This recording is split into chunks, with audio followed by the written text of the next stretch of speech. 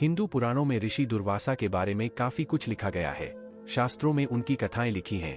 कहा जाता है कि दुर्वासा ऋषि का क्रोध अत्यंत भयानक था कि स्वर्ग में रहने वाले देवता भी उनसे काफी घबराते थे। उनके तेज से सब काफी भयभीत रहते थे, होते भी क्यों नहीं।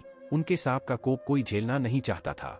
उनसे बड़े से बड़ा शख्स भी खौफ खाता था। एक बार स्वर्ग की अप्सरा बपू ऋषि दुर्वासा का तप भंग करने धरती पर पहुंची। पौराणिक काल में कई महान ऋषि हुए जिनके तप से स्वर्ग लोक में बैठे इंद्र के सिंहासन पर खतरा आ जाता था।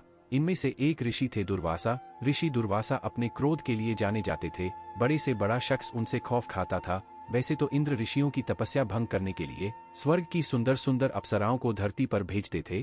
पौराणिक मान्यताओं के अनुसार एक बार नारद मुनि इंद्रलोक पहुंचे। इंद्रलोक में उर्वशी, रंभा, गिरताची, मेनका समेत कई अप्सराएं थी जिनकी सुंदरता के चर्चे दूर दूर तक थे। ये सभी अपनी नृत्य कला और सुंदरता से इंद्रलोक की शोभा बढ़ाती थी। एक बार नारद मुनि देवलोक पहुंचे। उन्होंने सभी अप्सराओं को बुलाया और पूछा कि उनमें से कौन श्रेष्ठ है। सभी अप्सराओं में होड़ लग गई। कोई अपनी सुंदरता के कारण खुद को श्रेष्ठ बताने लगी, वही कोई खुद को नृत्य कला से पारंगत बताकर खुद को श्रेष्ठ कहने लगी। नारद मुनि ने श्रेष्ठता की परीक्षा लेने की एक तरकीब बताई। उन्होंने कहा कि जो अप्सरा महान तपस्वी ऋषि दुर्वासा का तप भंग कर देगी वही श्रेष्ठ होगी।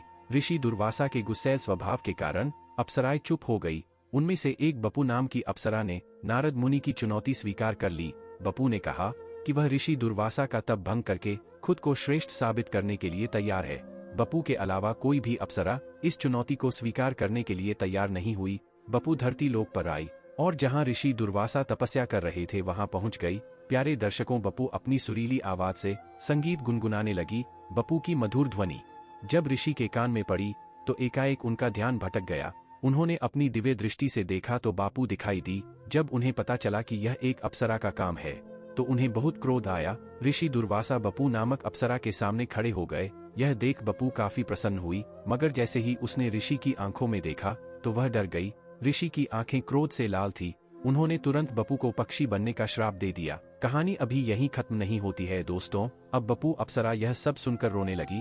उसने ऋषि से माफी मांगी। कई बार विनती करने के बाद ऋषि दुर्वासा को उस पर दया आ गई। उन्होंने बपू से कहा कि अब श्राप दे दिया है तो वापस नहीं होगा। उन्होंने कहा कि अब तुम्हें पक्षी के रूप में 16 साल गुजर जाने के बाद एक तीर जाकर लगेगा और वह अपने रूप में लौट आएगी। श्राप के कारण बपू अप्सरा पक्षी बन गई। अब दोस्तों समय गुजरने लगा। पक्षी रूप बपू गर्भवती हो गई। 16 साल पूरे होने को आए। ऋषि दुर्वासा के कहे अनुसार महाभारत के युद्ध के दौरान वह कुरुक्षेत्र की धरती के ऊपर उड़ रही थी।